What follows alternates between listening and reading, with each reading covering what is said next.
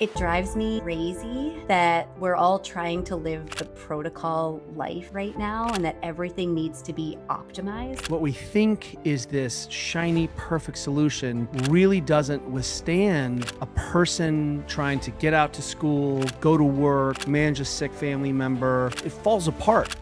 Dr. Rachele Pojednic. She's a respected expert researcher, global speaker, thought leader in nutrition and exercise science. She's an expert on the health benefits of physical activity. Currently serves as the Director of Scientific Research at Restore Hyper Wellness and is a faculty member at Stanford University.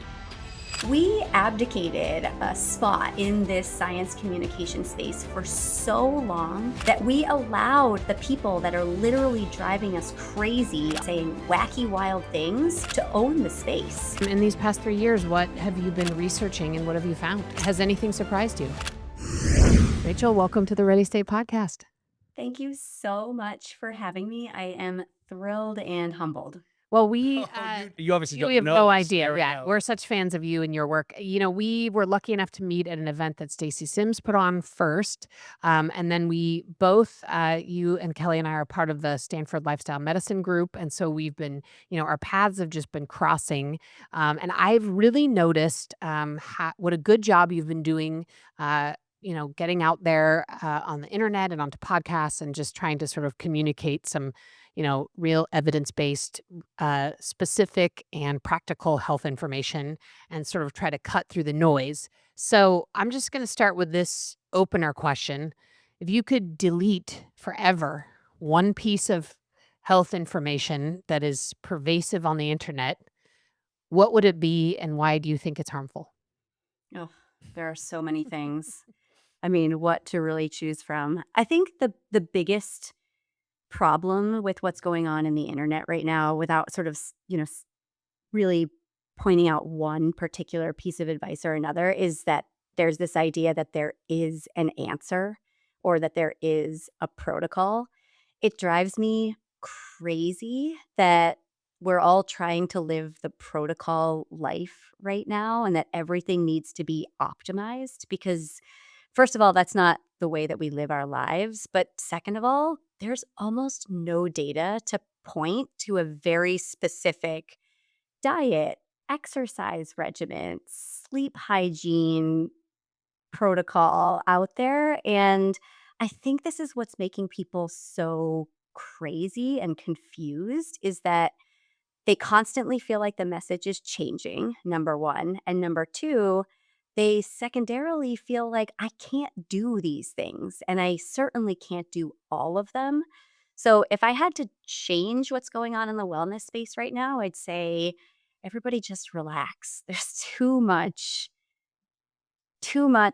information and not enough data, to be honest. I love that. And I want to just highlight the fact that we try to remind people that the human brain is the most sophisticated structure in the known universe, attached to a physiology that's equally as complex in a psycho-emotional, ecosystem that's really complex. There's a lot going on. And every day I coach a Division I team over at Berkeley.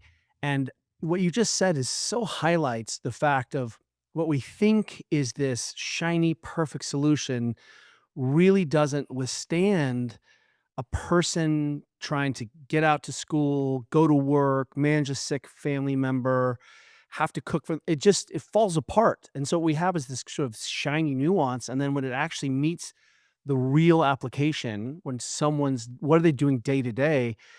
It feels like I've watched TV and now I don't know what to do about that. And I think you make a really good point, Kelly, is that athletes are often looked at as the epitome of the protocol. They've got this perfect training plan and they show up every day and they execute. And if you execute, you're going to be able to show up on game day or race weekend and it's all going to pay off. And if you actually work with athletes, the variation day to day, the stress, the sleep deprivation, the changes, if we're thinking about women, we've been talking about hormones a lot lately. Those are all factors that have to be dealt with every single day, Every and no protocol or training plan is ever executed perfectly. We just had Ben Bergeron on our podcast, great coach, and he said, in this industry, and he was talking more fitness, but I think it really does relate to fitness, health, wellness, whatever this, broader industry that we're all in is. And he said, we need a lot more yes and kind of conversations. There's just too much of this, like, there's one way to do things. It's this protocol idea you're talking about. And not only is that not based on reality or evidence, but it also just doesn't fit well into people's lives. So, look, I'd love to hear a little bit about your personal backstory. It seems like you work in this intersection of research, coaching, performance. I think you've really moved into sort of being a science communicator, translating science and evidence, and explaining that to regular people.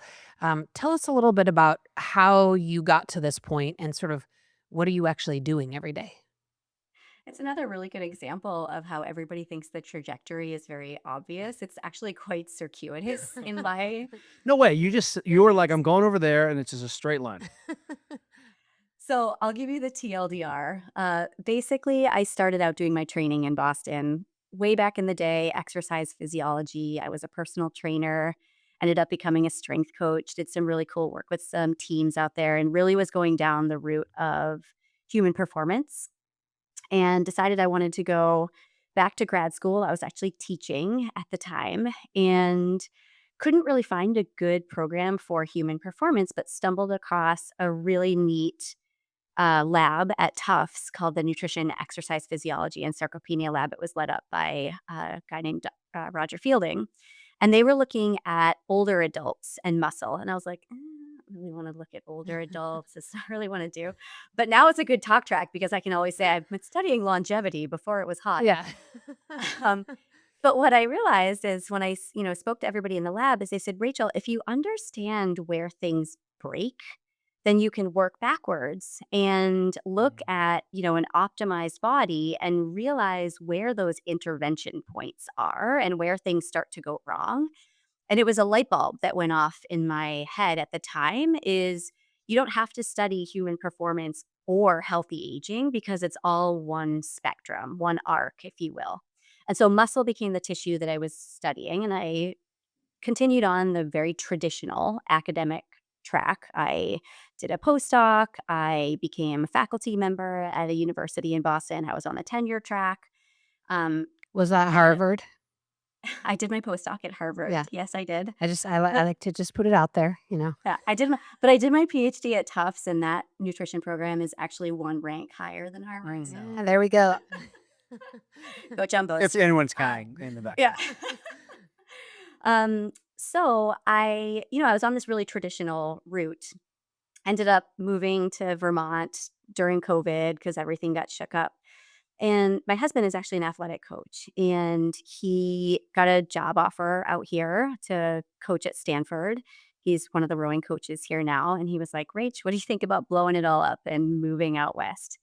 And I said, great, but I actually don't want to work full time in academia anymore. It was kind of getting challenging for me because at the time I was studying things that are really hard to study. So I started out looking at skeletal muscle, as I mentioned, and different supplementation strategies. Started out with vitamin D. It's challenging to study because vitamin D is hard to study. But then I started looking at CBD. And this is where things got really interesting. I, at the time, was in Boston and I wanted to give CBD to a cohort of people because I had gone to get a massage at a studio that was owned by the quarterback of the football team at the time. It was the TB12 studio. And the massage therapist gives me this oil and she says, oh, there's CBD in it. There's so many good, wonderful recovery things that CBD is doing. And I'm like, interesting. What does it do? It really recovers your muscle, reduces inflammation. I thought that's interesting. I'm a muscle researcher. I've never heard of this before. And so went and dug up the literature and realized that there really wasn't any data on it. At the time, there were two research studies. One was in guinea pigs and one was in dogs. And started to go down this path of can we study these things that the wellness industry seems to think is doing all of these wonderful things for us, but really there's very limited data. And when I went to my IRB, that's the ethics committee, They were like, no, you can't get that. And I was like, they have it in a massage oil right down the street and you can buy it at every gas station. Right. That's crazy. Yeah. And so started to go down that route and trying to cleverly figure out how to study these things that you were not allowed to give to people because they were in this federally gray regulatory zone. At the time, the federal government was like, cannabis and hemp are illegal. States were like, no, just kidding, you can do it.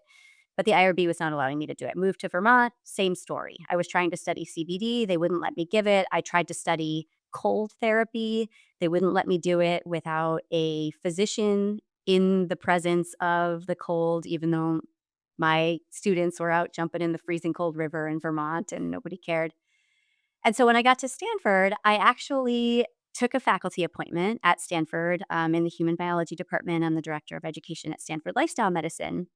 But my primary role now was actually pivoting to industry because I was offered a job with this company called Restore, and I'm the chief science officer, where they called me up and they said to me, look, we want to spin up a lab. We've got a lot of therapies that have an absence of evidence. We're making a lot of claims about them. We're kind of under the flashlight of the FDA and the FTC because we're a pretty big company. And we want to actually put our money where our mouth is and get a really good, highly qualified scientist to come study our stuff. And if you had known me 3 years ago, you would have been like, Rachel would never have taken that job. Literally never. She was the myth buster way back in the day.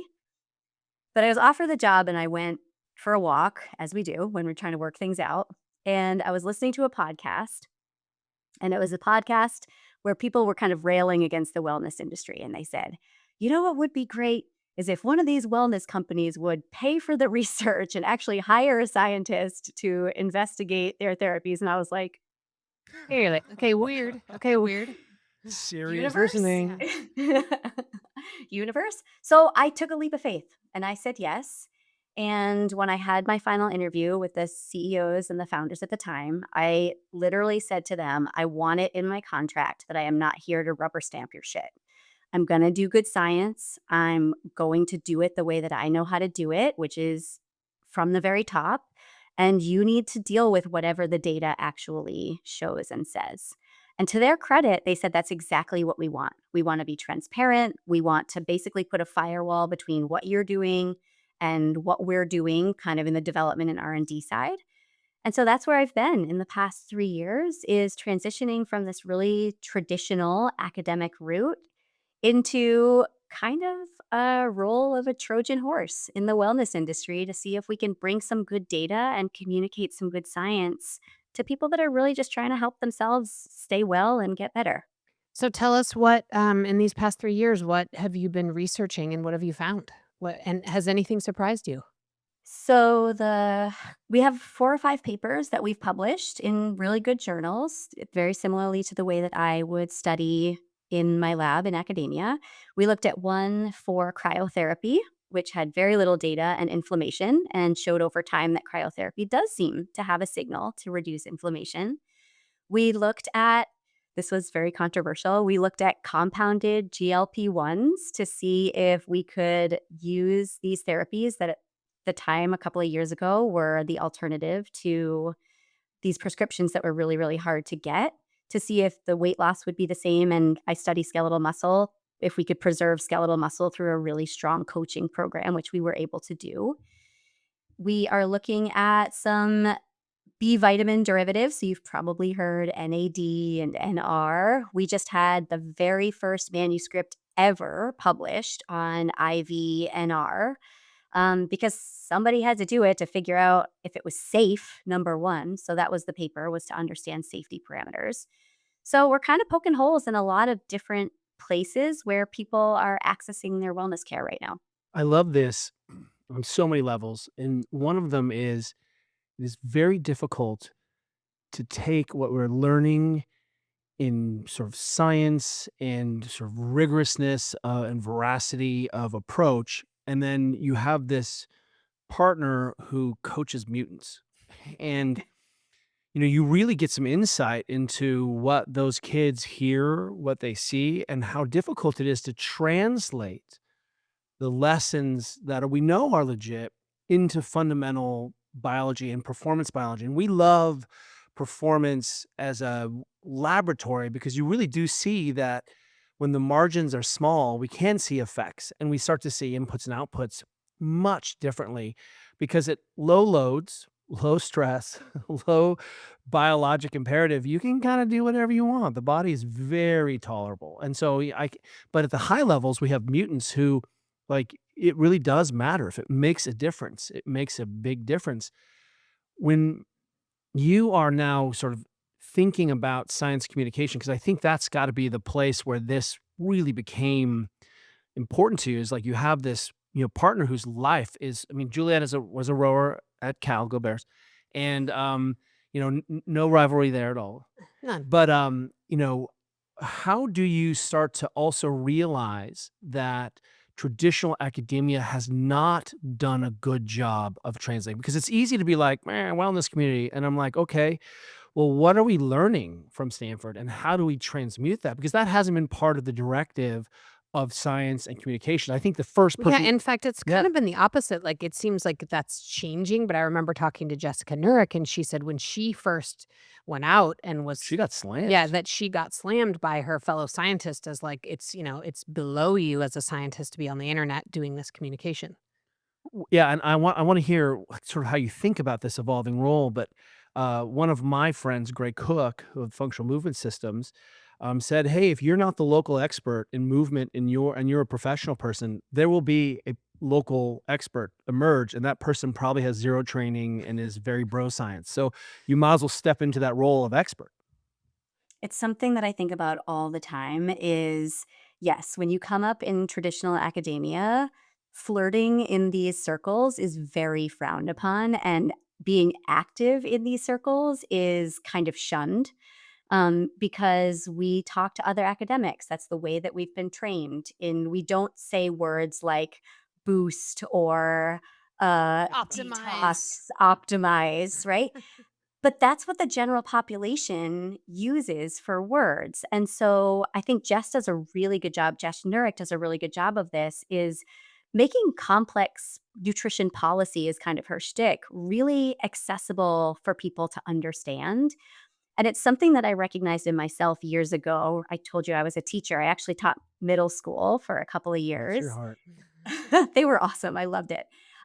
But this idea of early skills development, of taking complex science and making it really simple. Like, can you make science understandable for a middle schooler? And that's kind of the backbone of science communication in the world of wellness is, can you take this really complex science and make it easy for people to understand? And so that's the sort of start of where I frame my science communication. And then, Kelly, to your point, which I think is really important, is if we're not here as the experts in this space, somebody's going to fill that vacuum. And that vacuum is already massive, right? We abdicated a spot Yeah. in this science communication space for so long that we allowed the people that are literally driving us crazy on our social media feed every single day saying wacky, wild things to own the space. This episode of the Ready State Podcast is brought to you by Vitality Blueprint. You know what's, there's two features here around Vitality Blueprint that are important. Number one, you finally have a place to bring all of your blood work, your historical blood work, and Into one spot. that will analyze it. And I think that's really cool because you're like, hey, I got this. I got all this information, and I make stretching videos. I don't understand. I'm not sophisticated in this, right? And so suddenly I have someone interpret it for me, which is a great piece. Yeah, and I think the other thing that's so key that we've talked about for years and why we're such a fan of doing this kind of performance and regular blood work is that it's not just your results today that are important, but it's tracking the trends over time. for sure. And so one of the amazing things about this platform is not only can you get your blood work done comprehensively, but you can also add in and upload other blood work and really start to look at your trends over time. Which is the thing, It right? is the thing. And the last thing I want to talk about, which I think is so unusual, is that like we're complex systems of systems, But Vitality does a really good job saying, focus on this first. This is your big constraint. Like, if you want to start to move the needle, start here on these behaviors. And that's really radical, because otherwise, we know, we ask people to do two things, we're out. Yeah, But you can do one thing, improve this one thing. Yeah, and usually when you get blood work, it's just sort of like it just goes into the ether, but actually to get this really comprehensive protocol of what to do. And in my case, my protocol wasn't a laundry list of 700 things. No, It was no. like 2 or 3 key things, Yeah. key changes, and things that I could do in my lifestyle that could potentially make a big difference. Sign me up. If you want to learn more, go to vitalityblueprint.com/TRS and use code TRS for $50 off any Vitality plan. If we had been here the whole time, we might have had a fighting chance. But now we're making up ground, and it's really hard because I say this all the time, and short of a few people, scientists suck at social media. Like, they're really bad at it. Yeah. When they try, for the most part, it's like a really, proper infographic. And it's like people are like swipe, ignore, boring, right? And we need to figure out a better way to crack through and get good information to people. And if that means using words like boost or optimized or longevity, that's the space that we need to really figure out how to translate what we know to be true based upon the evidence in a way that real people can understand. Yeah, and I think it's so complicated because, and Kelly and I are like pro doctor all the time, and we appreciate how challenging it is in our current environment for doctors to, in 10-minute appointments to give this like That's comprehensive generous. care and Thanks. whatever. But it is, there is something's going on where people don't feel like they're getting the care and the information they need from their traditional medical routes. So they're seeking, right? And the place that people are now seeking for that information is the internet, right? And then if everybody who has no qualifications and has no idea what they're talking about is slotted in, with information, and the real physicians, real scientists, real, people who actually understand the data aren't in the conversation, then I'm sure it's very frustrating, and maybe what will motivate more scientists and physicians to get online is, the amount of people who must be coming into their office and saying, "Hey, I learned this from Instagram and that from Instagram," and them having to spend a lot of time dispelling misinformation and disinformation from their clients and patients. So I think it's so awesome you're there. I have to give a shout out to the Stanford Lifestyle Medicine group. It seems like that group is at the cutting edge, and more of the physicians and researchers in that group are, really trying to get out there and appreciating the need to sort of be in at the longevity and wellness conferences and get onto social media. And, it may take a little while before, before it's the norm and not the exception, but it seems like it's trending in the right direction. I was going to say, even the step that Stanford took to say, hey, there's no more geriatric medicine. This is how we treat people over their lifespan, health span, and just sort of starting to say, hey, we really have a place here. And sort of to begin that conversation, if you're a young clinician, you're a young researcher, how do you begin to think about science communication? I mean, we were worthy of the opprobrium when I started making videos about people caring for themselves in range of motion and pain. Just that alone, my entire industry was like, quack, like, this is crazy.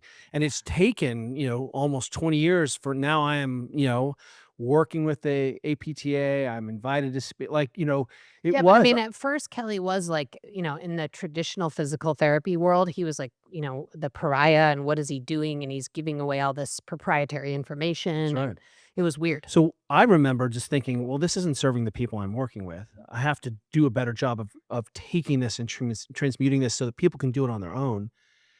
Have some agency. Where should someone start thinking about this aspect of translational research or application?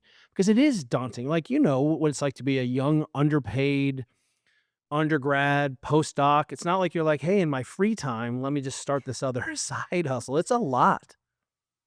Science communication takes a ton of time because you do have to figure out how to make nuance really accessible for people so that they understand without losing the important details, right? And so I think that is just in general, whether you're young and just starting out or really seasoned and trying to get into this game, it's a real challenge to figure out how to rewire your vocabulary in order to get this information across.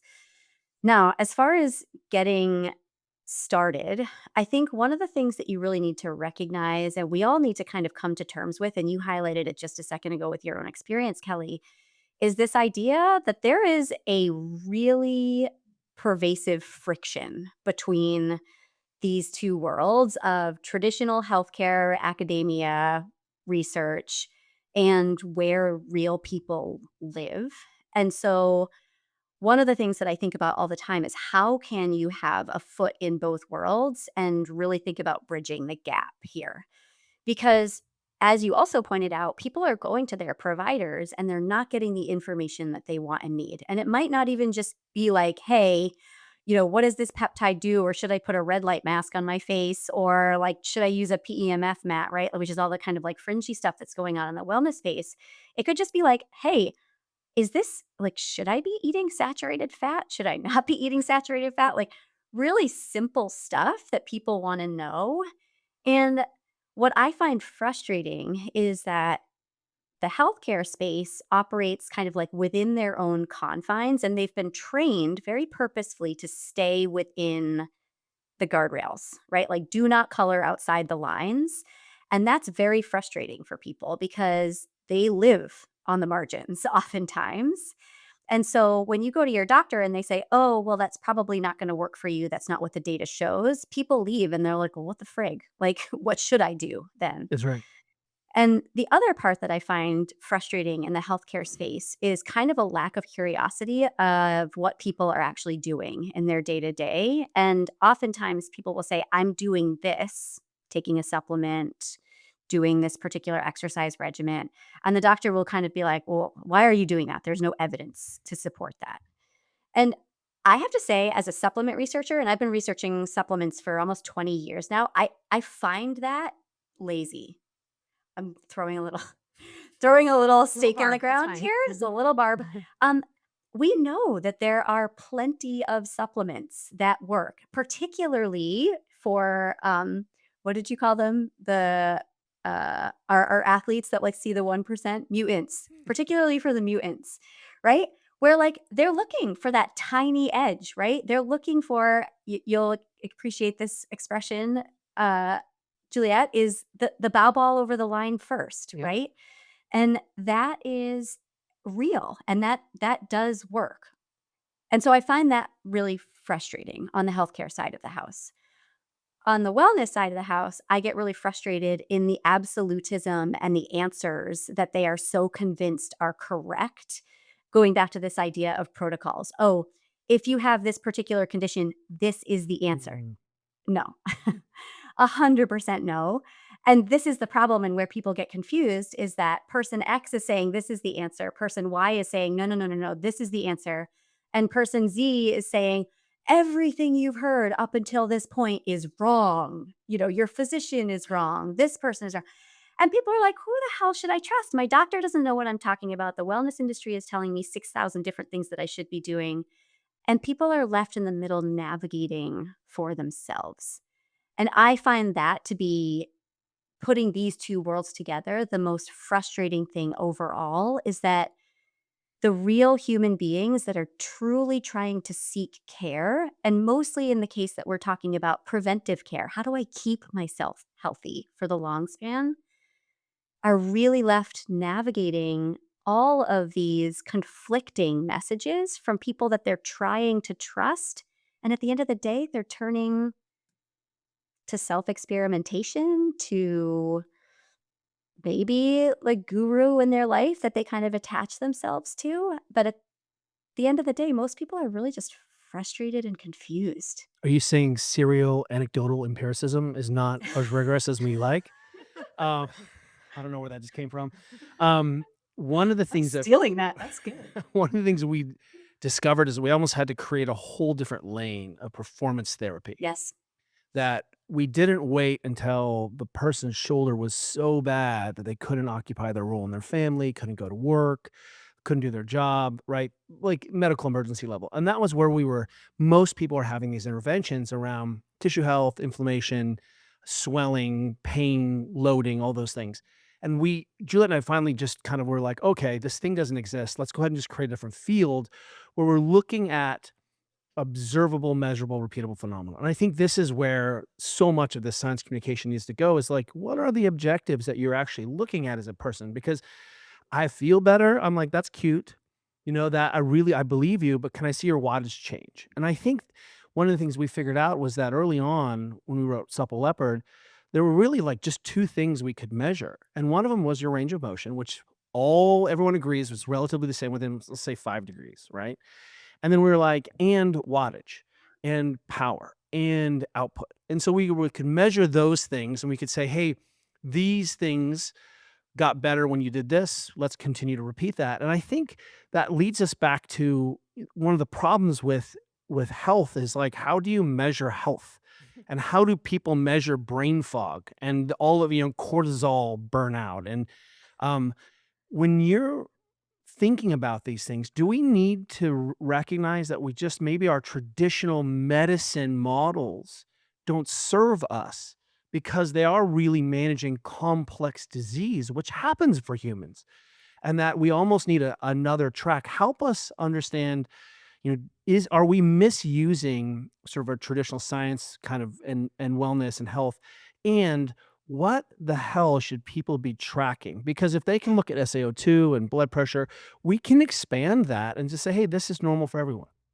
Yeah, I think you're putting such an important and fine point on where these two worlds should and need to overlap. Is what is the data that we should be collecting? That I love that you said it's observable, measurable, and repeatable, right? And it's not just kind of like a one-off or a weird claim, cortisol spikes, or right, which is kind of like the marketing buzz terms that everybody's saying these days. And so when I first got to Restore, one of the first things that I did is I looked at a lot of our intake forms, and they were asking really good questions of our clients that were coming in. There was a health history form, there were questions around, lifestyle and diet and everything. And I said, well, where did you get these information, or where'd you get these questions from? And to their lovely, like amazing credit, all the nurses that I was working with was like, oh, well, we just made them up. And I was like, okay, cool. Because you were first thinking about like, we need to actually capture this information on our clients because it's really important for them to be able to track themselves over time. But we can actually make this a little bit more sophisticated by bringing in some validated tools that are and have been shown to be observable, measurable, and repeatable. And we know that they can then compare to the other science that's in the literature right now because they've been used by scientists and actually shown to measure what we think we're measuring. So I think that is one of the first things that we can do in the wellness space is start to integrate tools that actually make sense and have been tested to actually um, capture the information that people are trying to capture. And I will argue in a way that's actually comparable in different systems. So, for example, if you think about the way that we are all tracking ourselves day to day with these wearables, if you were to wear an Oura, a Whoop, and a Garmin, and you were to track your sleep, they all get pretty good and close within, 20 minutes or so of how many minutes of sleep that you get in a night. But if you were to actually compare the sleep zones that they are measuring, none of them are measuring those zones correctly or repeatably. So you can't compare your Aura to your Whoop and you can't compare your Whoop to your Garmin. They're all measuring something totally different. And so if you were to look, for example, at your recovery score in the morning, which is what so many people are using, your Whoop might tell you, "Hey, it's good to go. You're great today. You got all, 90 minutes of deep sleep." And your Aura is like flashing red, like, "Go take a nap. You're in the danger zone," because it's measured that you've only gotten 40 minutes of deep sleep that night, right? And so this is something that I think is super important that you're getting at, Kelly, is we need to find a common diagnostic suite so that we understand, like, is this actually working? Is it working in the real world? And is it truly observable, measurable, and repeatable so that we can see our trajectories over time? So that's something that I'm working on in every aspect of my life right now. Is I have a diagnostic set of tools that I have created, and we're working on creating this big data set at Restore. And every single time I consult and talk with these other companies, I'm like, can we standardize the way that we are asking questions so that I can go out and say, oh, you're using an Oura or you're using a Whoop. Oh, I can see, like, yes, this is actually accurate information, and you can trust that information as well so that you can track your changes over time. But that's not the way that the world is in the wellness space right now. What you just said just blew my mind, and I'm like, yes, that a true model, and if we're trying to model human function, it has to be you have to explain current phenomenon, you have to be able to predict future phenomenon, and this is it. You have to be able to communicate that information across platforms. Otherwise, it's not a model. What it sounds like is we don't have a unified model for the body because No. we're so diverse. You'll appreciate that I've had all of those devices, and Which one? Did you Feature wear miss them if you're all the at the same best. time? sometimes I wear them at the same time, but then I will always like cast away the one that is giving me the worst scores and conclude that like that one is wrong. I mean, this is how like think of me as like your average user, and I'm like, well, my Oura ring has been telling me I'm not doing well lately, but my Garmin has been saying I'm crushing it. So like I'm not going to wear my Oura, and then if my Garmin starts going downhill, I'm like, I better put my Aura on tonight because things don't look good for me over Who here are on the you? Garmin. I mean, Who- and like literally, this this is she's ridiculous. never said Like, this out loud. yeah, I do that. I'm like, which one is going to be better for me and make me feel better about myself, which is totally insane, right? That's not data and it's not anything. So, okay, so, um, Can I just tap in really quickly Yeah. about like kind of like the alternative version of the healthcare? Because I think it's really worth comparing these two worlds. Is when we think about the diagnostics that are on the healthcare suite, if you will, let's look at blood, for example. Um, there's a really standard panel of blood that you might get. It's, your A1C, it's your fasting glucose, your triglycerides, your cholesterol markers, maybe some inflammatory markers. And here's where things get kind of problematic, I think, on this side is you have a range of what's normal. And what tends to happen in the healthcare interpretation of these diagnostics is as long as you're in the normal range, you're good. What they're also not doing, for the most part, there are some physicians that are doing better at this, is tracking change over time. I'll give you a really good example. So let's say you're 25 years old and you go and get your blood work done, and your A1C, which is a measure of your glucose metabolism, is somewhere around 5.1, which is really good. It's very normal. And then you're 35 and you go to the doctor and now it's 5.3. Still normal. but Still get the green trending light. in the wrong direction. You go and you're 45 and it's 5.6. You are borderline now for insulin resistance and eventually trending toward type 2 diabetes, but you're still in the green. And it's probably likely that you saw a different doctor at 25 to 35 to 45. And so that trend never gets caught. And now you go at 55 and your A1C is at 6. And oh, hey, now you've got a diagnosis when it probably could have been caught at age 35. And so this is a problem of using really traditional diagnostics is they're great, and they're great for cutting and creating thresholds for a diagnosis of a disease. But oftentimes, what we don't see is this trend over time, which I think the wellness industry is getting better at, even if their tools are not yet refined enough to really capture and compare. And let me give one more example. Juliet may or may not have had a traumatic birth and received 12 blood transfusions Blood at one bags. point. Just call it a blood bag. But I remember distinctly where the physician's like, well, you're not that anemic. And you were at the very bottom number of the reference range Yeah. for and I was like, that has nothing to do with the fact that you're an Yeah. athlete, you're a superstar. Like you had no ferritin, your hematocrit was like, that of someone who doesn't have Yeah. blood. And the thing you just said about the trending also doesn't say about that didn't match what the physician said didn't actually match Juliet's experience, right? Around, hey, I don't feel very poppy. I was a Division I rower and I have a huge aerobic engine and I don't feel like I can access it. So real quick before we move, how do we think about that problem?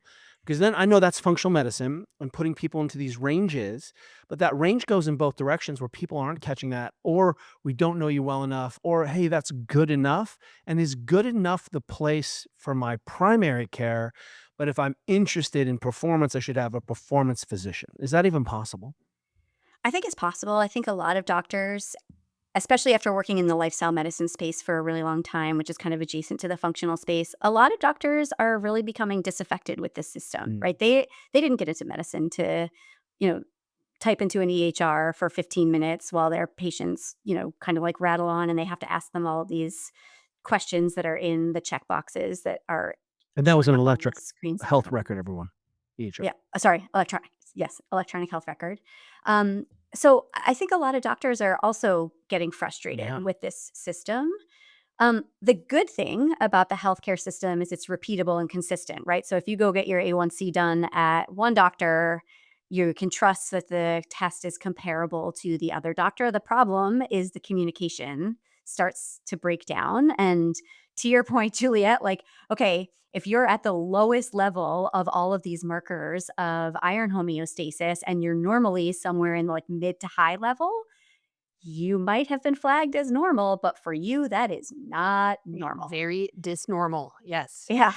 And so I think this is where we have an opportunity to bring these two worlds together and start to use the diagnostic tools that we know work and are repeatable and feed them into these sort of continuous real-time devices or apps or whatever it is that the industry is creating so that people can actually start to see their own trends over time, keep track of them in one place, and have that point of communication consistent so that if people start to see things slipping and sliding, they can rely on the metric that they are seeing and also then go seek care when they start to notice that things are going sideways before they end up with a diagnosis. So that's where I think the wellness industry shines, is this idea of hyper-personalization.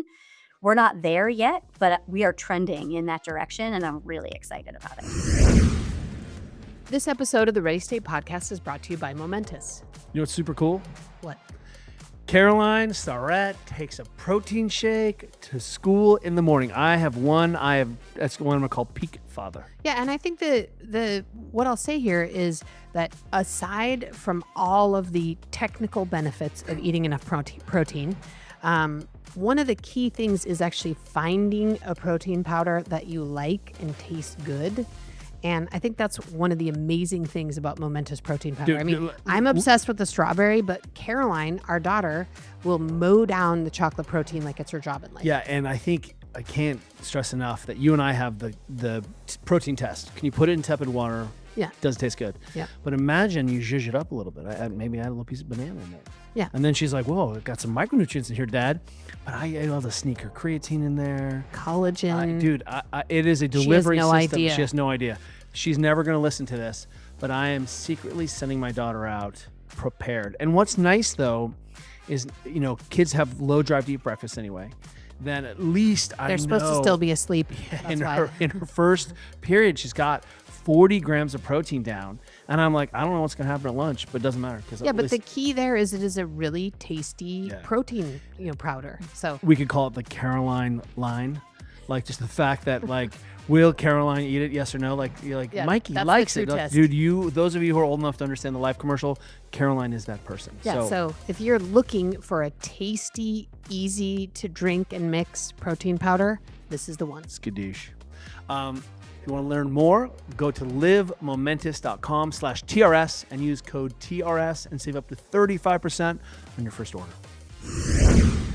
Hey, if you're enjoying the show, make sure you're subscribed wherever you get your podcasts. That way you won't miss any of the new episodes we drop. Plus, it really helps other people find the show. So hit that follow button now, and let's get back to it.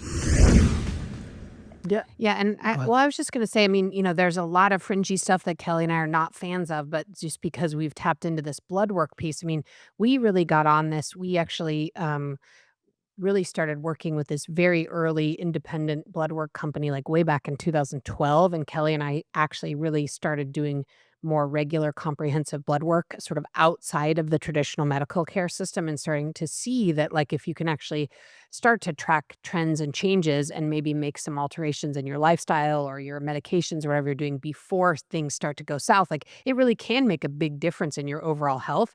But it is interesting to see as you were talking over the last, let's just say it's been 13 or 14 years, Kelly and I have gotten comprehensive blood work from, 5 or 7 different independent groups. Then we've gotten tons of blood work within our traditional medical care system.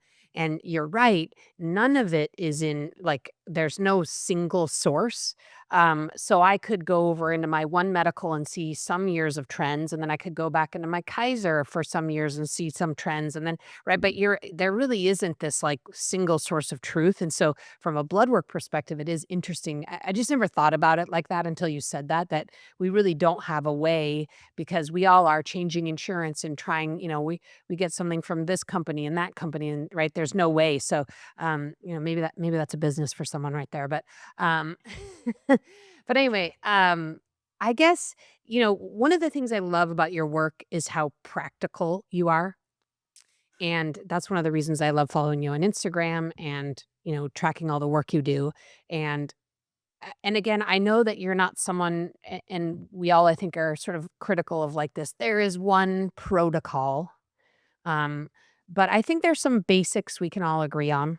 And I guess my question to you is, what are those basics? And then I would also sort of add to that, if there are some things we should be tracking on the regular, what would those things be? That's a great question. I like to think about the foundations and then the fun stuff as big levers and little levers. So if we think about the big levers, these are the obvious, kind of unsexy parts Yeah, of can't make money with our these. yeah, is you got to move your body. You have to eat a diet that is mostly healthy, mostly going to be unprocessed foods, sometimes M&Ms because life must have joy. Seriously. You need to get a sufficient amount of sleep in a pattern that makes sense for your body. You need to find a way to cope with stress in a way that works for you and your schedule. You need to surround yourself with people that are really supportive and loving and have relationships with others. We know that that's becoming such an important component to the human experience. And if you can start to really dial those big levers in, that's going to have the most, what we call in science, effect size. So when we think about the magnitude of the outcome, these big levers are going to make a huge difference. They're going to have, if we were to measure it statistically, a large effect size. Then you can start to sprinkle in the fun stuff, right? So once you've got those big levers pulled, we're talking about perhaps some supplementation that might enhance your performance or your brain health, or, touch on some issues that you're dealing with. You could refine your exercise so that it is specific to training for a marathon or training for a powerlifting event or a high rocks event, right? So when we think about the overall trajectory, if you can really focus on those big levers, get those under control, and then have fun and play with those little levers, you're going to feel confident because you're actually coming back to those same patterns and behaviors over and over again, which is kind of soothing to the soul rather than sort of like responding to every shiny object and things that spin. And you're also allowing yourself the curiosity and the creativity to find those kind of sprinkles on the cake that you have baked that work best for you and for your body. And so, as we think about the sort of foundational pieces. That's the way that I like to frame it. And then as far as things that you want to test, a lot of these wellnessy tests, as we talked about, are kind of experimental at this point and not particularly repeatable. So the things that I really like are the basic blood work panels, right? Particularly around metabolic health. Check your A1C, check your fasting glucose, check your triglycerides and your cholesterol. And yes, without going down this rabbit hole, your LDL cholesterol matters. Please get it tested. It is an indicator of cardiovascular disease risk. Maybe more importantly, a low HDL is important for cardiovascular disease risk. So please be careful in the, biohacker bro science world. Please get your LDL checked. And then on top of that, some really simple things that I like to measure are resting heart rate first thing in the morning.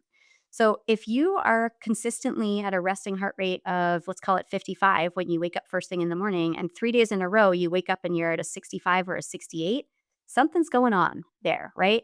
It could be that your sleep is poor. It could be that you're overtrained. It could be that you're getting sick. But that's a really good indication for you because it's a measure that is consistent and repeatable in your own body. These other metrics, things like HRV, or we talked about the different sleep stages or the sleep zones, I'm not completely convinced that they are an indication of anything right now. If we look at HRV in particular, it changes a lot based upon a lot of inputs that you could manipulate, like did you have one extra glass of wine the night before? Did you, stay up too late? Did you have a fight with your partner the day before? That's all going to affect your HRV. But what we don't know yet in the literature is whether that affects your future performance. That just doesn't exist in the literature right now. Like that data it's an absolute absence of evidence. And in fact, in some cases, this is really fun. They looked at war fighters that were flying planes, and they actually showed that those that had a lower HRV, so poorer HRV, actually flew better the next day. And one of the hypotheses is that they were appropriately stressed out, that they knew that there was a really important and consequential event in their future. And so they had the butterflies. In the warfighter set, I like to call it butterflies flying in formation, right? Like they were ready for it. But their body was stressed out, and that's okay because we know that stress heightens arousal, and they needed to be really on point when they were out flying their planes around.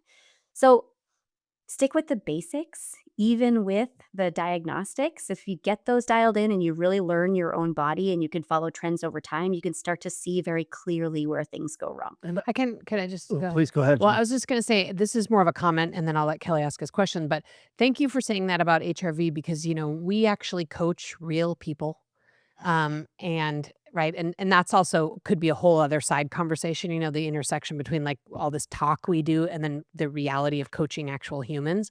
But I would say in our group, our Starrett system program, the biggest source of anxiety when it comes to tracking is HRV. So many of our clients have what they consider to be poor HRV. They can't seem to improve their HRV. And it actually becomes a source of anxiety for them because this wellness, influencer world is telling them that like HRV is the thing. And, again, this is not science. This is my instinct tells me that like, from what I see over all these years that, doesn't seem to be a ton people are able to do to really massively influence it. It seems to be very genetically based. Like I train with this woman, Margaret, her heart, she's 57, her heart rate variability is like 100 every night. She's just like a mutant. And then, I don't know. So it's just, I thank you for saying that because I do really feel like it's this metric that we don't at least have good protocols for figuring out to improve or control.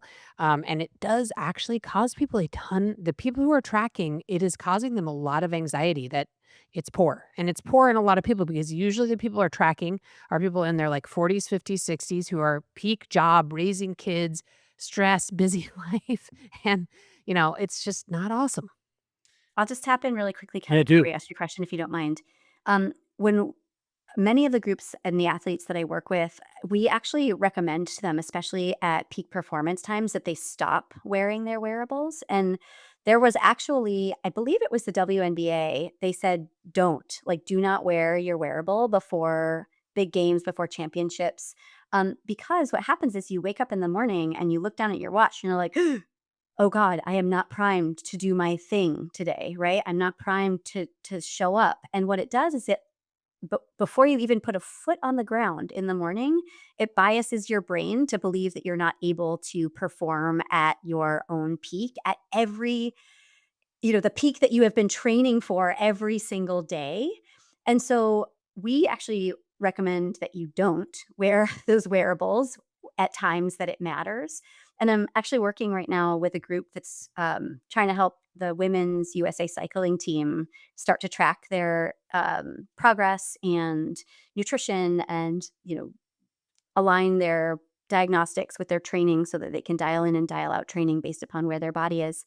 And one of the suggestions that we had from one of the researchers at UC Davis, Keith Barr, is he was like, you know what, we got to figure out how to create an app where when they turn it on first thing in the morning, it asks them, how do you feel, before they get to see their score, or maybe they even don't get to see their score, because the feeling that you wake up with is much more powerful for the way that you are going to perform later on in that day than the number that might arbitrarily have tanked your HRV or your readiness score or whatever it is that you're looking at.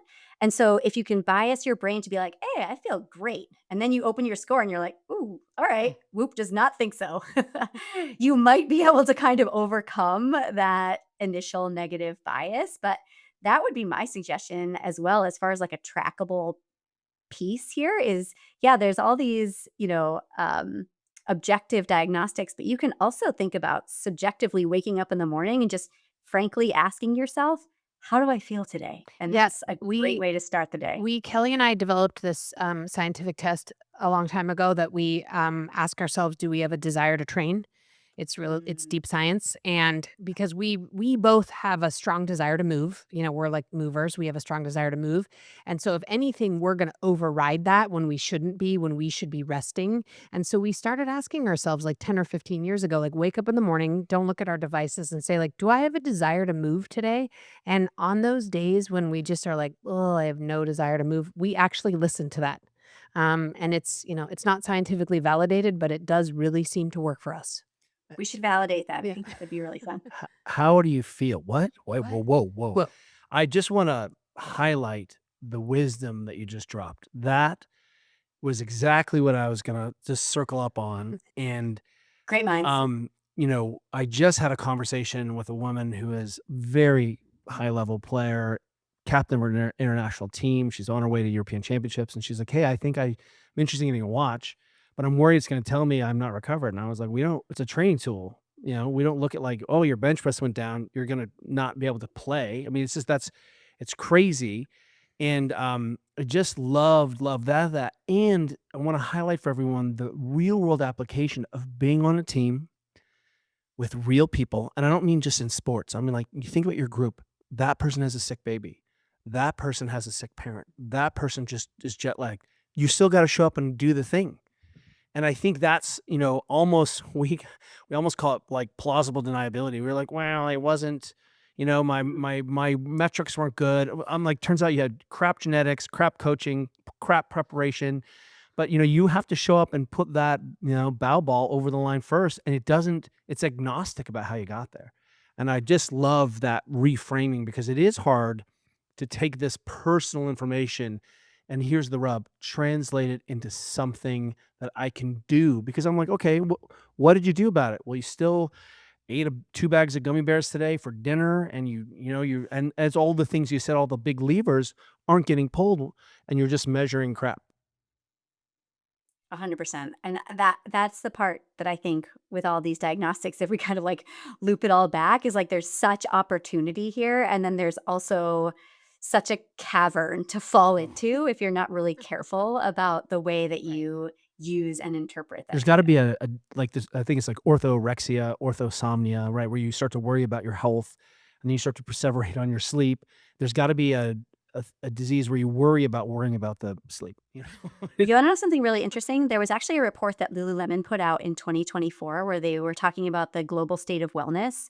And they found that the vast majority of people that are concerned about their wellness are also kind of like making them sick over the concern about their wellness.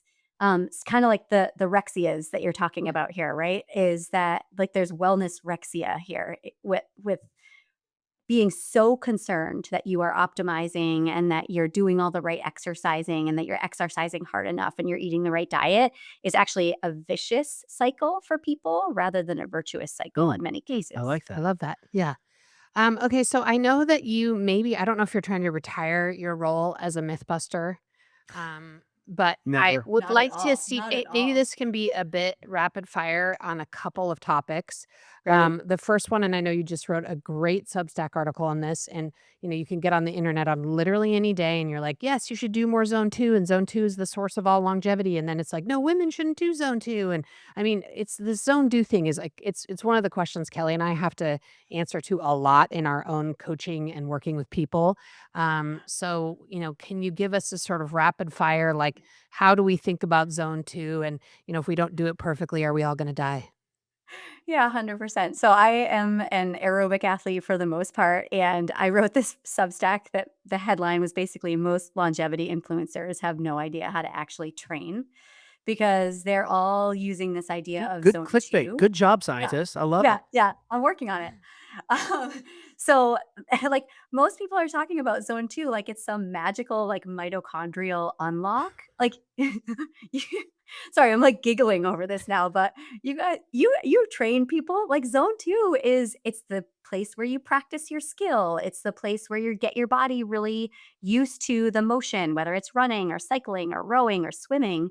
And you get really good at it there. You start to train your base so that you can work harder in the future and your form doesn't break down and you are able to push out into zone 3, zone 4, and in some cases zone 5 without getting injured, without, overtraining.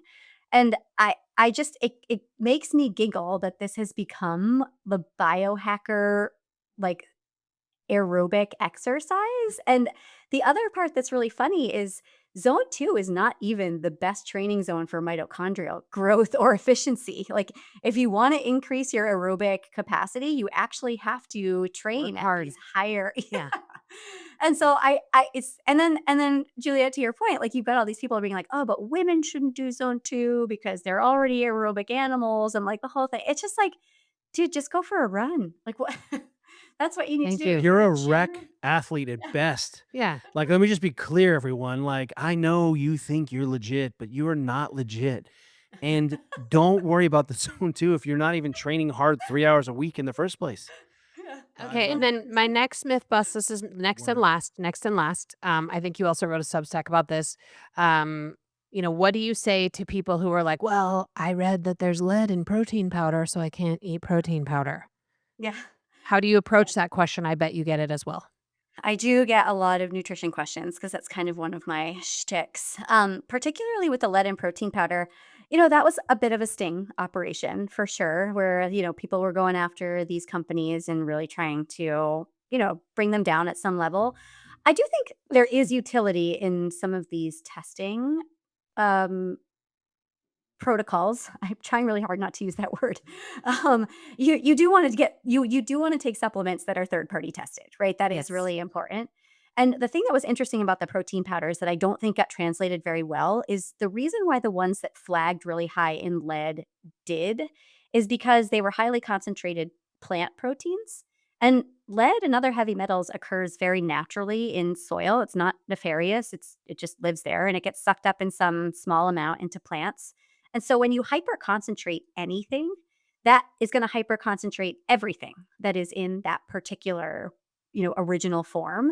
And so I think about this for greens powders as well is that you're concentrating a lot of the things that you want and you're also concentrating potentially some things that you don't want. And so I actually think it's good that they're tested and make sure that like the stuff that you don't want in there isn't in there.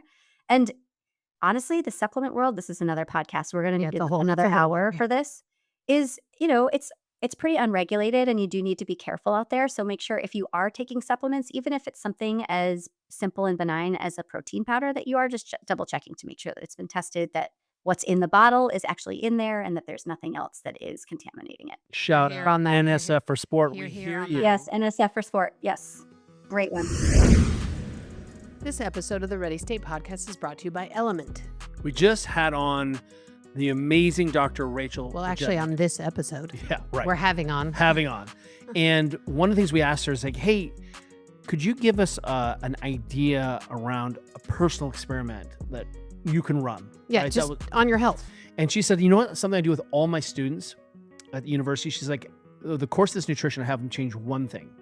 And they do it for like The whole semester, like but she's 14 weeks. do or something. this and then run this experiment and see, number one, how it impacts you, probably positively. Number two, what prevents you from doing it, right? Like it starts to, she says it future proofs yourself. So here's what we're going to say. I want you to wake up, maybe have a coffee, Yeah, run this experiment. and then I want you to drink an LMNT in the morning. Yeah, and it doesn't need to be 14 weeks. Like, try this for 1 week, 7 days. I don't think you're getting enough water first thing in the morning. I think you're going to pay for it later on in your tissue quality and your how you recover and how your joints feel, the brain fog. But once you've had that coffee, I want you to commit to drinking an LMNT. It's gonna be easy to suck that water up. You're gonna replace salts like it, and then if you don't drink water again for the rest of the day, I still think you're. Hey, it's not me I'm talking about. It's you I'm talking. That's true. That's true. But the bottom line here is run this experiment, and I guarantee, literally, text us, Kelly Starrett at the Radio State. If you don't feel better, you'll be That's email. shocked. That's an email. You will be blown away at how much better you feel when you have some tasty water. Yeah, run Essential this. salts, Yeah, the whole run thing. this mini experiment on yourself. And one of our feelings is that in order to actually do this, you want your water to be fun and taste good. Yeah. So if you're going to run this mini experiment, add some element to it, do it for 7 days, and then let us know how you feel. And your friend Beth put us onto it. She's like, try Hot Element. That was years ago, and it changed my life. So Hot Element. Right now, if you order through our link, you can get a free sample pack of Element's most popular drink mix flavors. And if you want to try a party in your mouth, there's always the sparkle route. I'm fine with that too. Go to drinklmnt.com/TRS. We literally drink it every day. Heard it. This, I know, goes sort of against this long game that we're saying, but do you have a challenge or behavior that people could engage in and do a micro experiment for a week? Like, I really love, I'm like, hey, run one experiment at a time. Nick Gill, who is the director of performance for the All Blacks, says this, like, run a little experiment. Drink some more water this week and see if it changes something. Like, it costs nothing. And it can be subjective joy. Like, hey, I drank more water and X happened. You feel better. I'm into. Turns out that humans that feel better tend to do better, and they certainly play better. Do you have something like that you could help us just run a little mini experiment on? I love this, and I actually do this with my students. So I have them do, in a nutrition class that I teach, I have them do one tiny change around their nutrition. And they could pick anything that they want, but it has to be small. So it could be drink more water. It could be add one fruit or vegetable to the day. It One. could be, yeah, one. It could be make sure that I eat breakfast in the morning. Like whatever it is, choose the thing that you are looking at yourself and being like, that's probably something that I should pay attention to. Pick that and then they do it for the full semester. So it's a good 14 weeks. So it's longer than a 30 days, but I like the 30-day cutoff. And the part that I think is really important is, yes, pay attention to the things that are going well. Yes, I feel great. I'm hydrated. My brain fog is going away in the afternoon, but also pay attention when things start to go off the rails so that you know what to prepare for in the future so that you can essentially set your future self up for success. So let's say, for example, you want to drink water, let's say 8 ounces of water more every single day. And you find yourself, I'll use my students as an example, going from class to class to class to class, and you get to the end of the day and you're like, oh, I haven't had any water to drink all day long.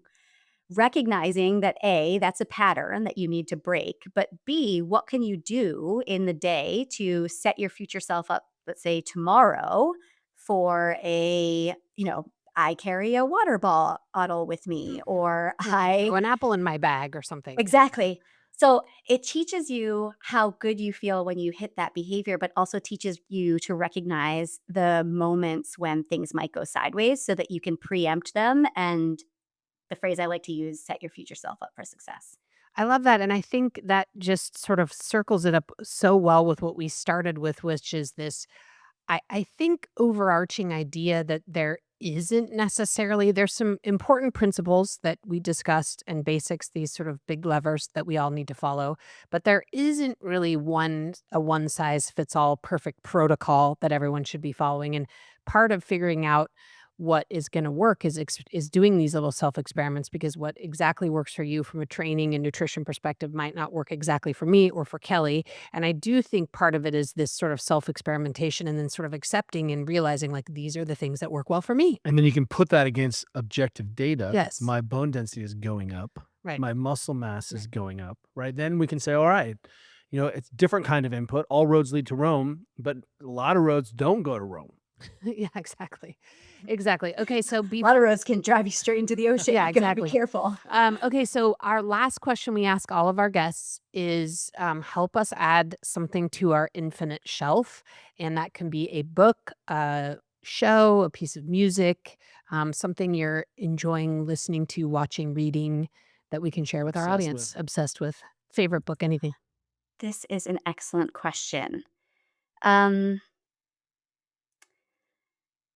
I think one thing that I really enjoy, and this is, uh, I guess it's something that I've always done, is really try to have a different um, genre of book than you would normally have in your day to day.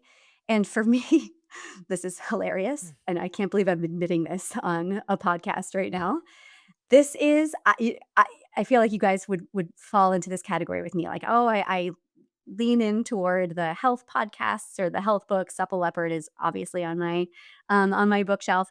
But I also find that having kind of just like trash reading around is Dude, we are really here helpful for it. for my Do you brain. not call my sci-fi fantasy trash? Yeah. Okay, so what's your favorite trash reading? Is it Deep I End? yeah, Fourth Wing? I call it, brain candy. Yeah, Great so movie, Fourth by Wing the way. Amazing movie. yes, great, yes. Fourth Wing was really good, I really liked that one. I also am into the, uh, Kingdom of Roses and Thorns. What's There's the always what's like that? blood and yes, ash, yes. Court of Yeah. Thorns Okay. and Roses, blood and Court of ash. Thorns and Roses, thank you very Yes, much. yes. So my this is terrible. My, internal name for this genre is dragon smut. I like that. Well, TM, Dragon we Smut, know I all didn't see those them. books. We know all those books. Rachel have them all at our house because our daughter Caroline has been really into that genre since I don't know, she was 10 years old and has read, I mean, she has read every single pot. And I'm always like, do all your books always have like a rose and a thorn and an ash and a court and a crown? And we didn't like, even there's have some to talk key about phrases. the birds and the bees at all Yeah. with her, because she's So- like, oh, I've been reading books about this for years, Father. So no shade coming from me at all. I'm love that. I'm a pro reading, and whatever it is, I'm here for it. So I love it. I'm glad that you dragged that out of me because I wasn't gonna say it in the like you could probably see the struggle in my face. Like, do I actually no. tell them that this is what I read?